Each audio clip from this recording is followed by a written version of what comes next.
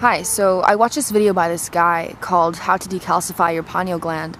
He didn't actually talk about how to decalcify it at all. What he said was basically the reason that we're not having conscious experiences, astral projection, awakenings is less to do with our pineal gland being calcified and more to do with our attitude, vibrational state, our habits, and how much effort we actually put into it in the mind.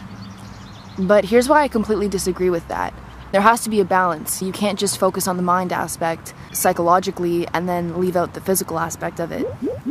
I mean, we're in the physical state right now, so until you can put your hand through a table, you are bound to the physical reactions of this dimension. I mean, if you're putting poisonous things in your body, your physical pineal gland is going to react to that. So to kind of get what I'm saying here, I'm going to compare the pineal gland to a car. So you know all the rules of the road, you want to drive, you think you're ready to drive, you've practiced, you put the key in the car and it doesn't start. And you know, there's these other cars driving by you and you're thinking, well, hey, I know what to do. So you get out of your car and you open the front of it and there's a bunch of gunk in the engine and the different parts of the car. So your car isn't broken, it's just temporarily disabled because it's full of gunk, and that is what happens to the pineal gland. What is very important for you to know about the pineal gland is that it is your hyperdimensional stargate, your spiritual antenna, your third eye. It is your communication link to higher dimensions, your intuition organ. It's like a little free cell phone in your brain, except the stuff you're going to get from it isn't going to be stupid texts. It is one of the most important parts of your nervous system. It's also responsible for producing melatonin and serotonin. Melatonin is for your sleep patterns, and serotonin is what levels out your moods and stops you from being depressed.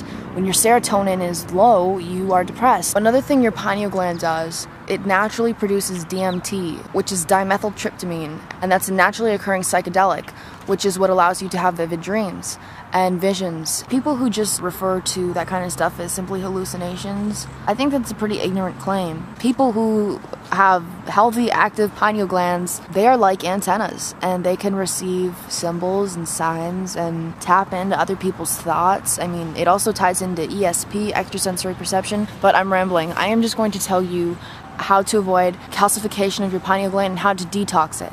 One of the most important things is to get fluoride out of your diet. Fluoride is magnetically attracted to the pineal gland. Sodium fluoride, it is not good for your teeth. The lie is that it is good for your teeth. It is actually a toxic byproduct, totally attacks your pineal gland and basically shuts it down. What fluoride does is not only it calcifies your pineal gland, but it collects all the heavy metals in your body. Lead, arsenic, mercury, aluminum. It lowers your IQ. This is a Harvard study that finds fluoride, it lowers your IQ. The truth is, fluoride is a poison, and adding it to our drinking water is an evolving social experiment started 40 years ago. When it comes to toothpaste, if you do swallow, contact a poison control center. Well, the amount of fluoride that they're talking about is a pea-sized amount of fluoride. That's the same amount of fluoride in 8 ounces of water. Fluoride, it is toxic, and you need to know about this. I know it's banned in Europe, but in Canada and the United States, it's still very prevalent. It's in a lot of tap water. It's in your toothpaste. It's in a lot of processed food, junk food. So you want to get rid of fluoride altogether. Get spring water or reverse osmosis and a natural toothpaste. You can get that at a health food store. There's also aluminum in deodorant. Try to get a natural deodorant as well. Try to eat as naturally as you can, organic as much as you can, because conventional fruits and vegetables are often sprayed with sulfuryl fluoride. It's like an attack almost.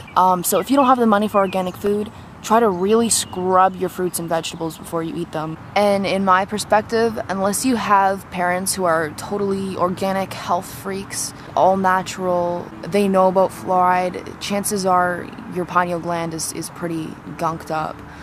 Try to keep an alkaline diet. Look at the list of acidic foods and alkaline foods. Meat, bread, milk, cheese, sugar, that's all acidic. You might want to get like a pen and paper, write this down if you're truly interested. Avoid calcium supplements.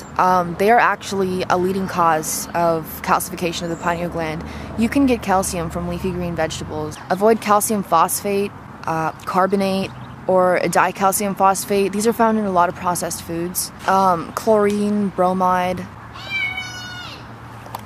Avoid mercury. Get rid of your mercury tooth fillings. Another thing, vaccinations.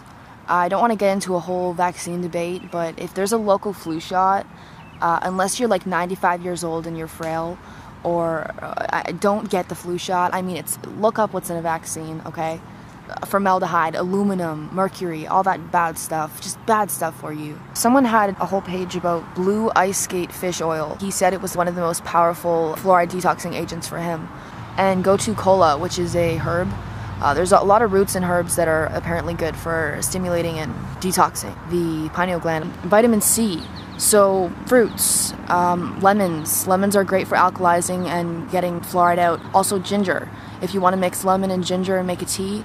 So I wrote down some stuff. EDTA removes heavy metals and decalcifies glands.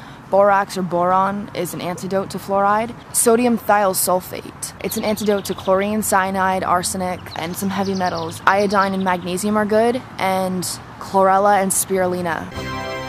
But they have to be organic and you have to be getting them from good sources. These have extreme benefits. I just researched them. I highly recommend chlorella and spirulina. Raw apple cider vinegar. There's also MSM, and vitamin D3, A, and vitamin K2 are apparently really important.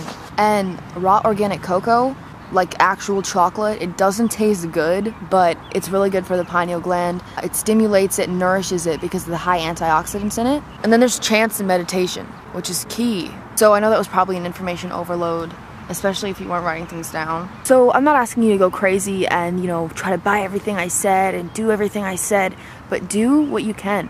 I mean, do your own research and make an effort, because I can tell you it'll be worth it.